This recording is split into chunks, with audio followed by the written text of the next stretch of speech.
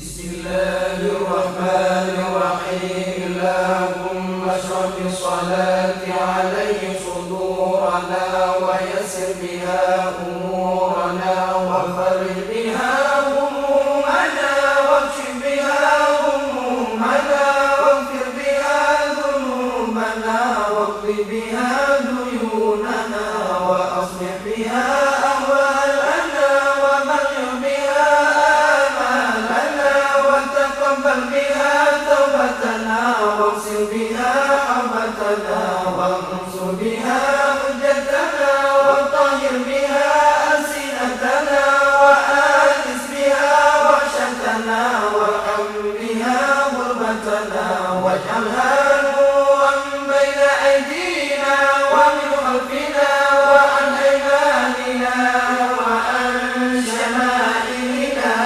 ومن فوقنا ومن تحتنا وفي حياتنا وموتنا وفي قبورنا وحشرنا ونسرنا وظلا يوم القيامة على رؤوسنا وثقل بها موازين حسناتنا وأدم بركاتها علينا حتى نلقى نبينا وسيدنا محمدا صلى الله عليه وعلى آله وسلم ونحن آمنون مطمئنون فرحون مستبشرون ولا تفرق بيننا وبينه حتى تدخلنا مدخله وتؤوينا إلى جواره الكريم مع الذين أنعمت عليهم من النبيين والصديقين والشهداء والصالحين وحسن أولئك رفيقا. اللهم إنا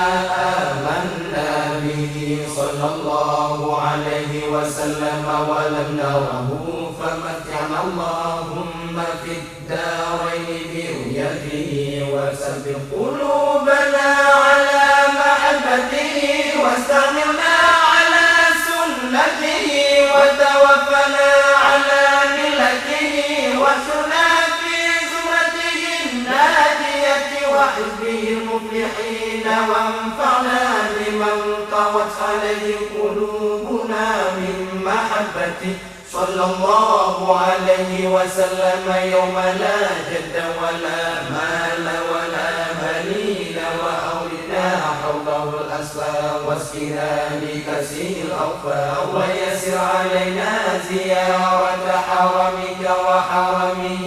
من قبل أن تميتنا وأدم علينا الإقامة بحرمك وحرمه صلى الله عليه وسلم صلى الله عليه وسلم إلى أن نتوفى. اللهم إنا نستشفع به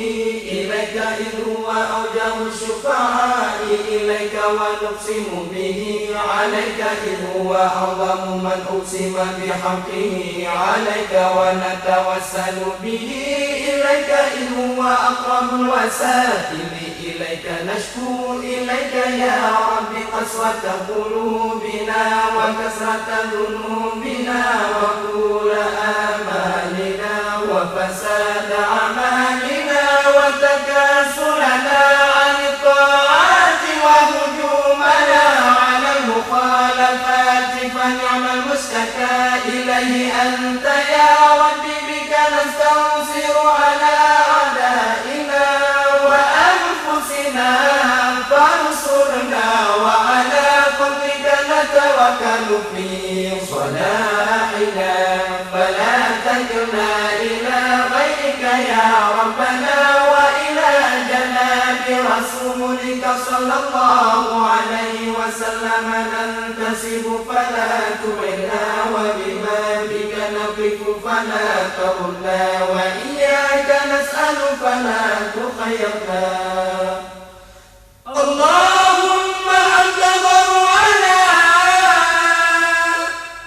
وآمن خفنا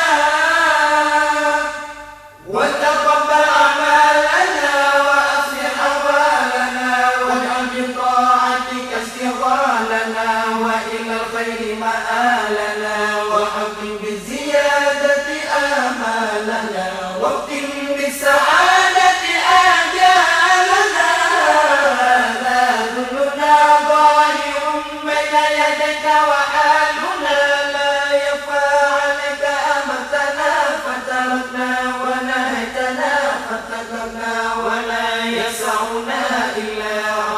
فاعف عنا